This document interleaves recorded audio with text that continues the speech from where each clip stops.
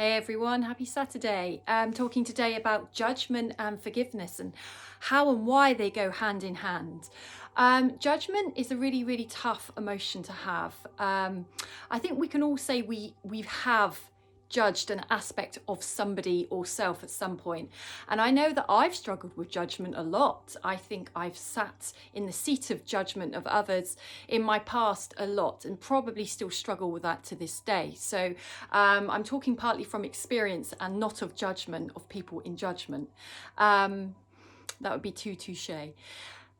Judgment and forgiveness. So judgment is where maybe you feel that something's happened in your life, maybe to you, by somebody else, at the hands of somebody else. And where forgiveness comes in is that we can then sit in a lack of forgiveness towards somebody or a situation or a memory because we're sitting in judgment of maybe what that person has perceivably done to us. Now, the issue with that is we can stay in a state of unforgiveness for a very long time if we're sitting in judgment of another person.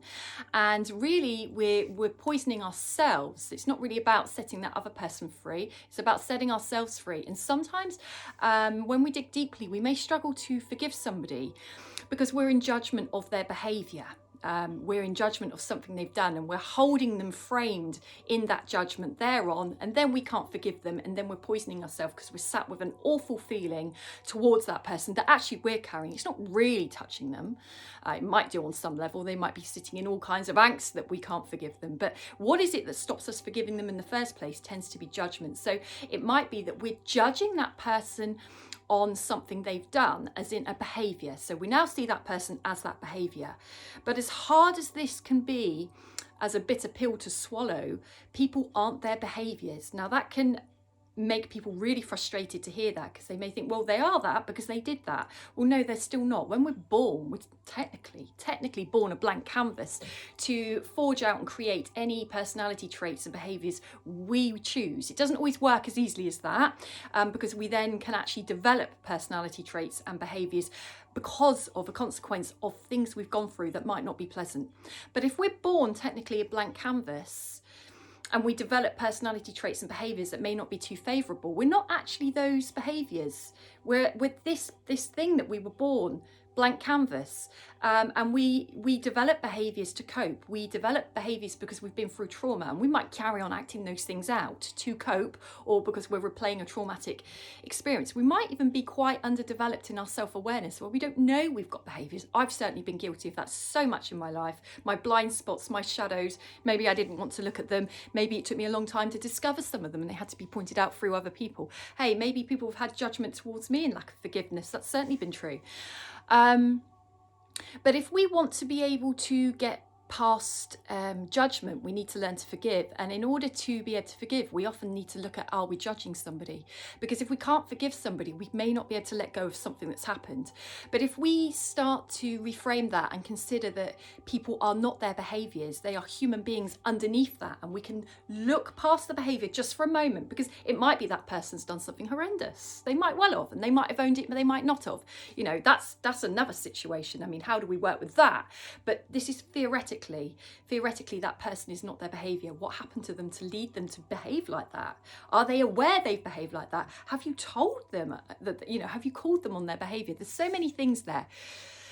Sometimes it's not always about reconciling forgiveness or judgment with that person either. I'm a strong believer that sometimes you've got to reconcile it in yourself. It may not even be a conversation that needs to be had, or a conversation with that person about something years ago might be entirely destructive and bring a lot more mess or karma to the situation than would be.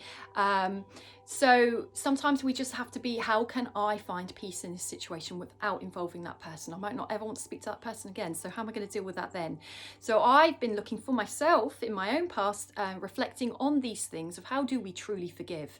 I realised I came up against a massive hurdle of judgment. In fact, actually, it was a download from Spirit that told me where I was blocked, and I had no idea it was judgment. So now I've got all that beautiful work to do on how do I learn to fully forgive aspects of my past that I might have played a part in too, unless I look at judgment. And I need to look at where I'm judging a person's behaviour and release judgment, release that want to look at them in a negative light and just look at them as a human being. Without that, can I still forgive them? Somebody once said to me, and it's taken years to integrate this, and I've still got work to do on it. Can you fly through the eye of the needle and let go of everything that's hurt you and forgive those who have hurt you the most? Wow, what a life journey of lesson that is. But ultimately, it wasn't about setting those people free. It was about setting me free from what I carry, my demons. So it is about me wanting to get to forgiveness, but looking at what my blocks were that was allowing me to stop and prevent myself from feeling forgiveness. And I have chosen to sit with judgment of others rather than to go to that hurtful wound. And when I fully address what my judgments are, which is looking at a person's behavior and associating them as that behavior rather than looking at them as a human being and seeing that that behavior is a part of them, a part of what they did, but it isn't who they are as a whole. If I can look at their whole person without that, just for a moment, I might start to get clarity and I might be able to feel within myself forgiveness to my past. Hope that helps.